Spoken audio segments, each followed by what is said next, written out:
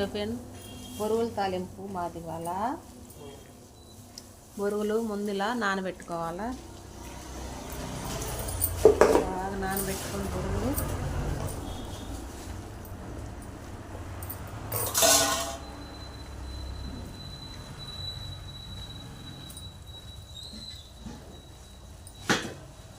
బొరుగుల్ని నానబెట్టాలి.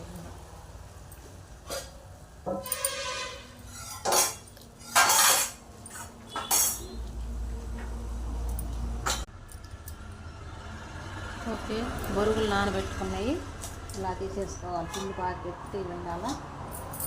తర్వాత బొరుగుల్లోకి తాలింపులేసి ఉల్లిపాయ, పచ్చిమిరకాయ, టమాటా కోసి పక్కన పెట్టుకోవాలి. ఇప్పుడు బజ్జీకి రెడీ చేస్తున్నా. సోడా ఉప్పు,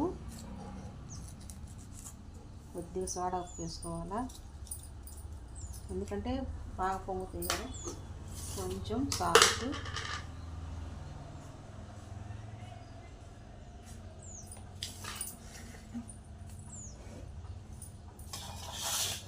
దీంట్లో కొంచెం వాటర్ వేసుకొని బాగా కలుపుకోవాలి.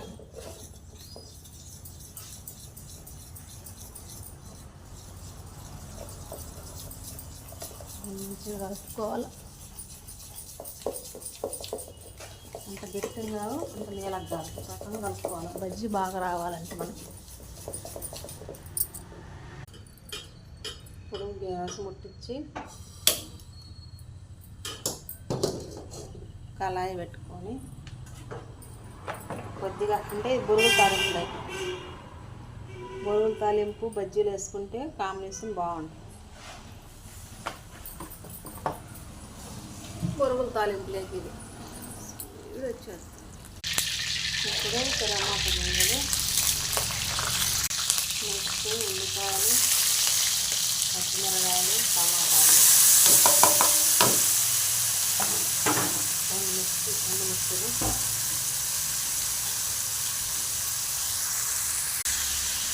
దీంట్లో కొద్దిగా పసుపు వేసుకోవాలా.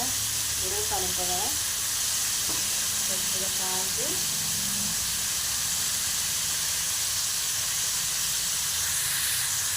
తాలింపులో ఇప్పుడు బొరుగులు పాలు వేసుకోవాలా. అయిపోయింది బొరుగుల తాలింపు.